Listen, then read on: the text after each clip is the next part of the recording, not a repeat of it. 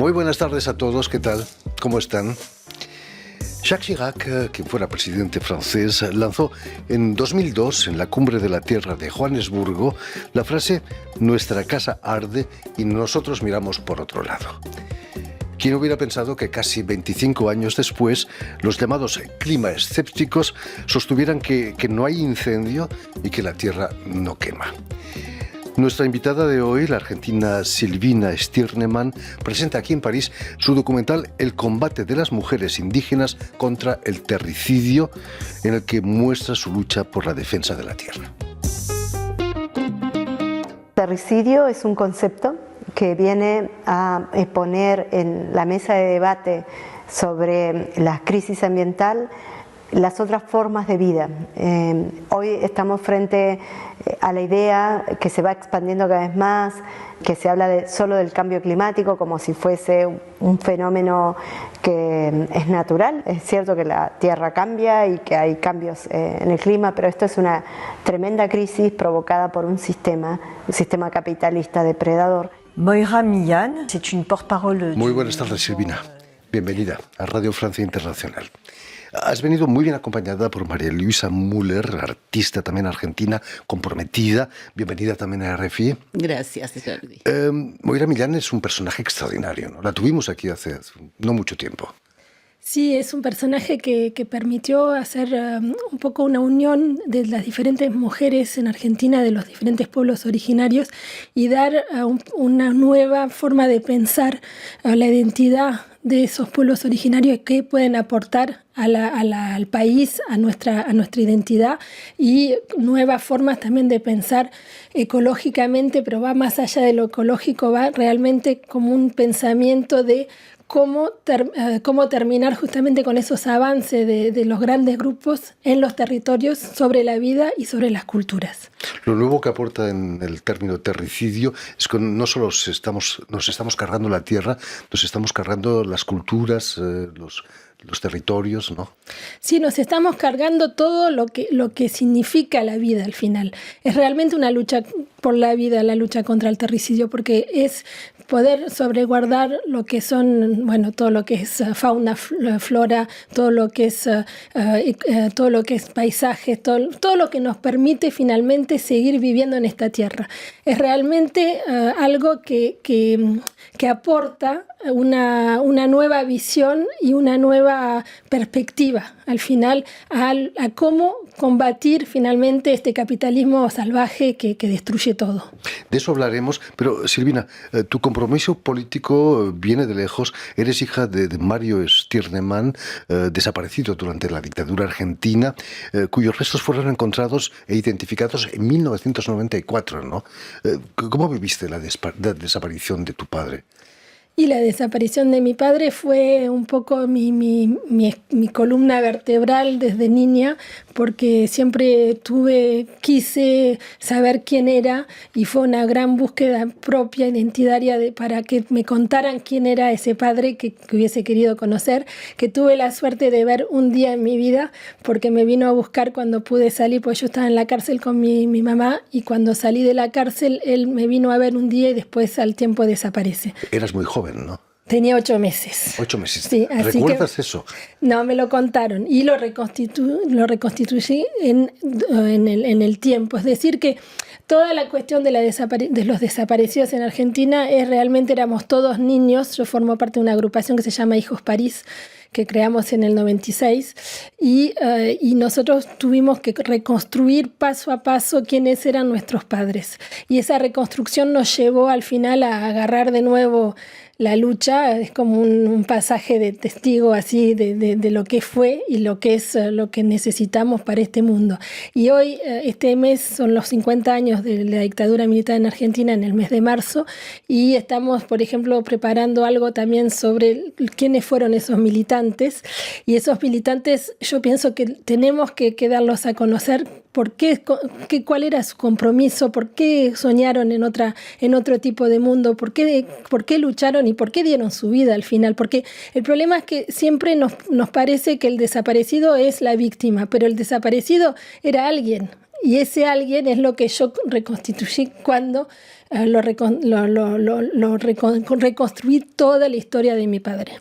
Ese trabajo de búsqueda de desaparecidos no se ha acabado todavía, ¿no? Y sobre todo aquí, en Francia. Sí, no se acabó porque hay lo que se llaman los desaparecidos que están vivos, que son los bebés nacidos en cautiverio.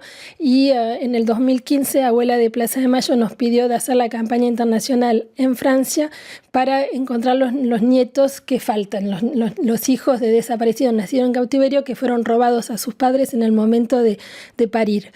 Y entonces lanzamos esa campaña hace 10 años y seguimos con esa campaña que es que cada cual que tiene dudas sobre su identidad puede acercarnos o a Hijos París o a la Red por la Identidad o a Abuelas de Plaza de Mayo para pedir que se busque quiénes eran sus padres. No es fácil, ¿no?, abordar ese tema con gente que puede ser que sean desaparecidos. Y el tema, lo que es difícil es que la gente es como que deposita en vos como toda su esperanza, porque hay gente que hoy tiene 40 y algo, porque son gente nacida entre el 75 y el 83, entonces es como que vos representás la esperanza de quizás poder encontrar quiénes eran sus padres, sus verdaderos padres, porque es toda una historia de mentira, toda una historia finalmente de falsa identidad, y es como que la mentira, nosotros decimos que no construye amor y no construye identidad, y es por eso que saber la verdad,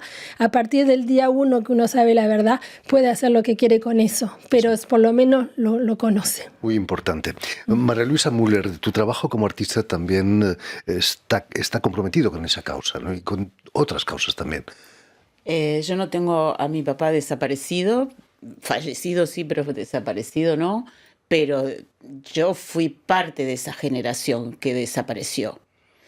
Y nunca dejé de militar, o sea, ni bien llegada en Venezuela, donde estuve primero, y luego aquí en París, cuando llegué en el 78, inmediatamente me integré a grupos de militantes argentinos que estaban exilados.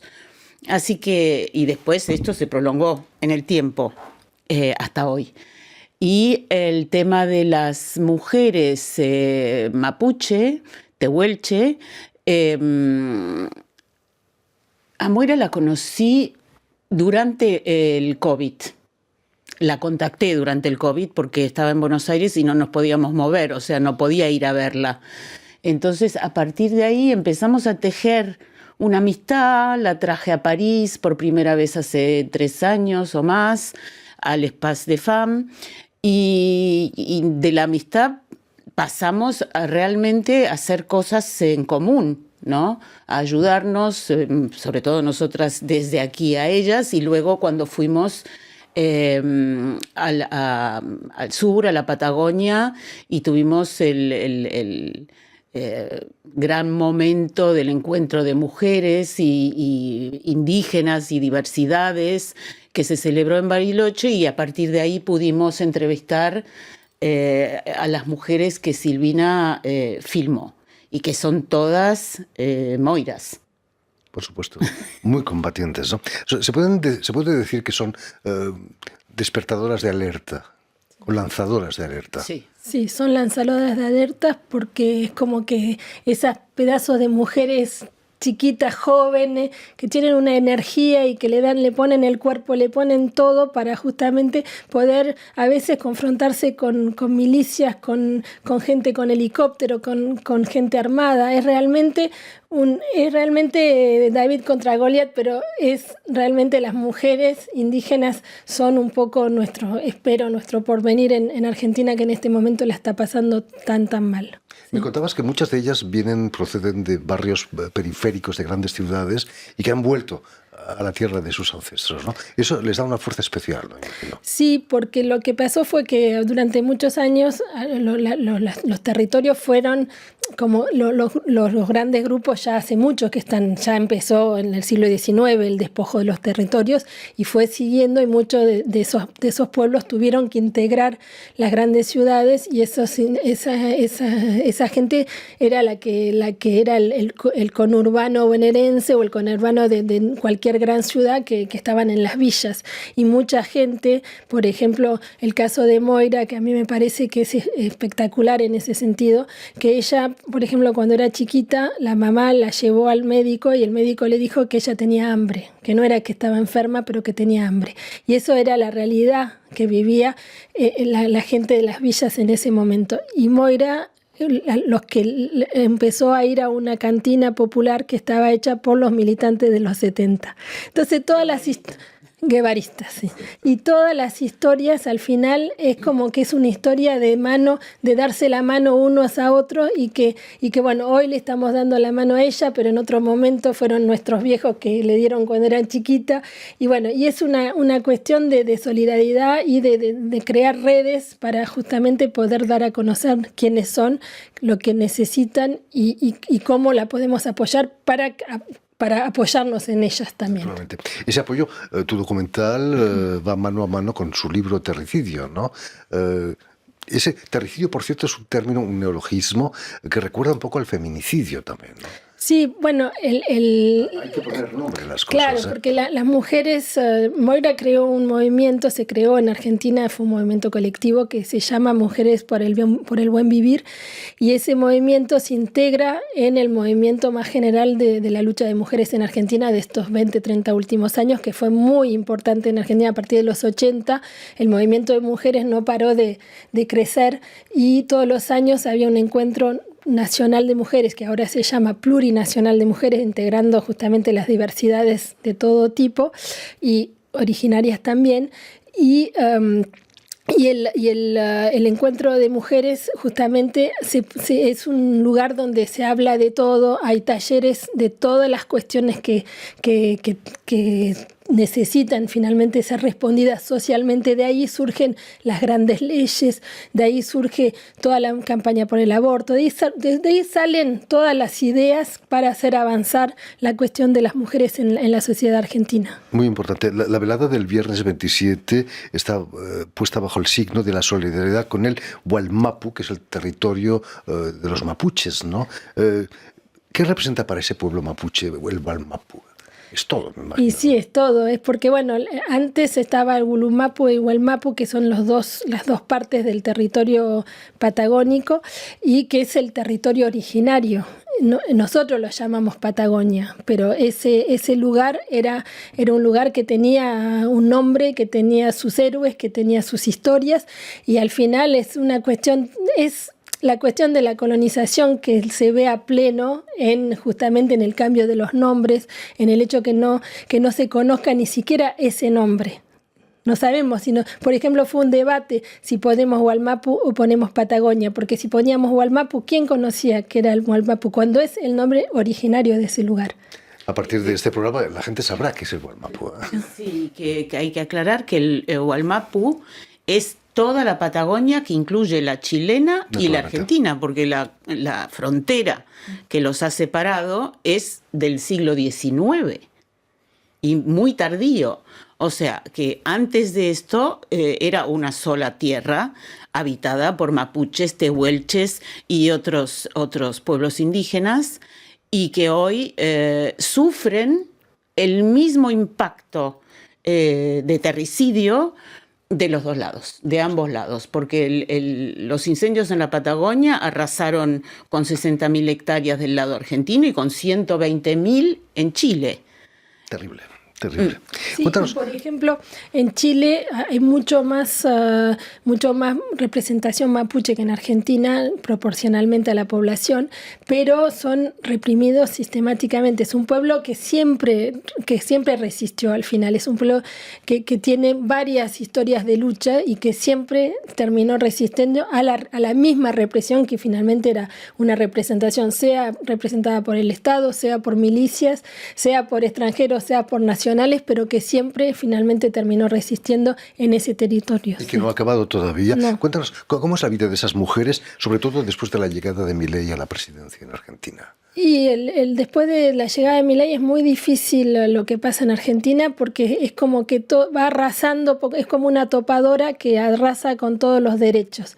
Y entonces, como ellas son las primeras en muchos lugares en la Patagonia, las primeras que son como la vanguardia, claro, de resistencia, obviamente que bueno, tienen que generar brigadas para luchar contra el fuego, tienen que hacer redes de solidaridad para poder sobreexistir, si no tienen que irse del lugar. Y el gran problema va a ser ese, es que como van arrasando y van destruyendo la tierra no se puede habitar más y se tienen que ir de nuevo de ese lugar. El objetivo es que se vayan. Sí. El objetivo es que se vayan porque la recuperación de territorios ancestrales que ha emprendido Moira y otras comunidades indígenas es un clavo en el pie de las grandes mineras, de los gobiernos de extrema derecha, etcétera, y los convierten en el enemigo interno a erradicar. O sea que la campaña del desierto que comenzó en el siglo XIX sigue.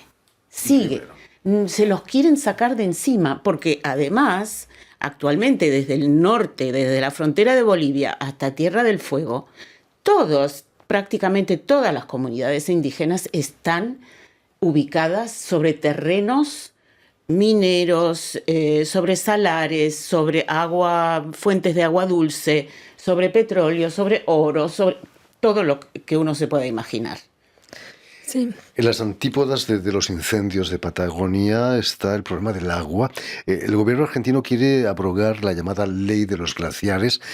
Son 800.000 hectáreas de hielo y agua dulce que pueden desaparecer, ¿no?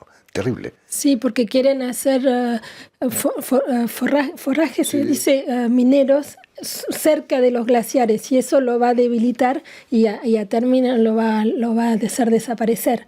Es eso el gran problema, es que el glaciar tiene como un ecosistema muy particular. De hecho, por ejemplo, ya el Perito Moreno en estos últimos años fue retrocediendo.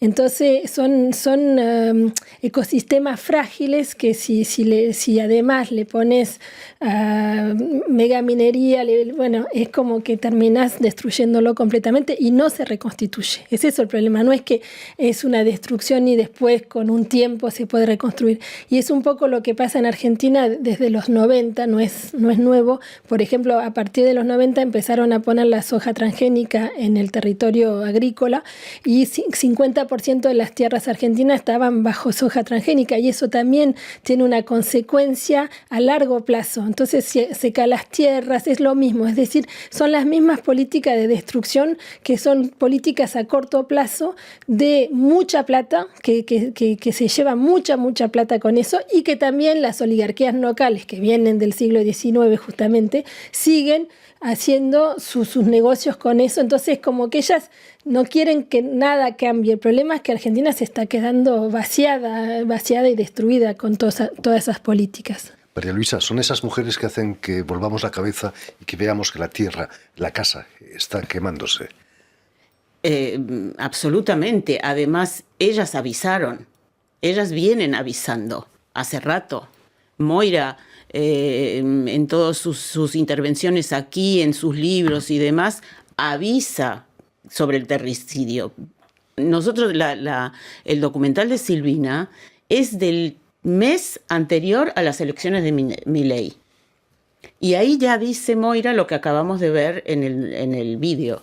Entonces, con la llegada de Milei, la extrema derecha, la apertura a la venta de todo el territorio, o sea, pérdida de soberanía, pero también un cambio brutal del agronegocio al extractivismo, que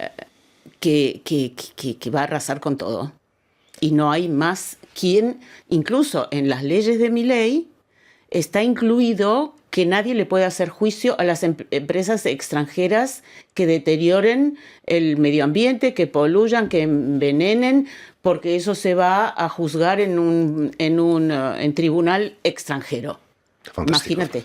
y Fantástico. que también se tiene que pagar en dólar y que si no se paga en dólar también se va a juzgar en tribunales extranjeros. Entonces quiere decir que al final no hay más, Argentina está muriendo, es lo que... Es una colonia. Sí, está muriendo. Aviso a como país. navegantes, la casa arde, mucho cuidado. En fin, pues ya lo saben, tienen una cita este viernes 27 de febrero en el Centro Internacional de Cultura Popular, aquí en París, para el encuentro Patagonia Arde. Muchísimas gracias, Silvina, muchísimas gracias, María Luisa. Que siga esta lucha por el planeta. Permitidme también que dé las gracias a Vanessa Loiseau, a Julián Leng, quienes se han ocupado hoy de la realización del programa, y también saludar a nuestros telespectadores que nos siguen en toda América, desde Chicago hasta la Patagonia, a pesar de los incendios, gracias a una cadena de televisión que se llama UCL, un canal latino, y una red que se llama TAL, TAL, que reúne televisoras públicas y universitarias de los dos continentes. Y a ustedes, muchísimas gracias por su atención y les damos cita para una nueva edición de El Invitado de Radio Francia Internacional.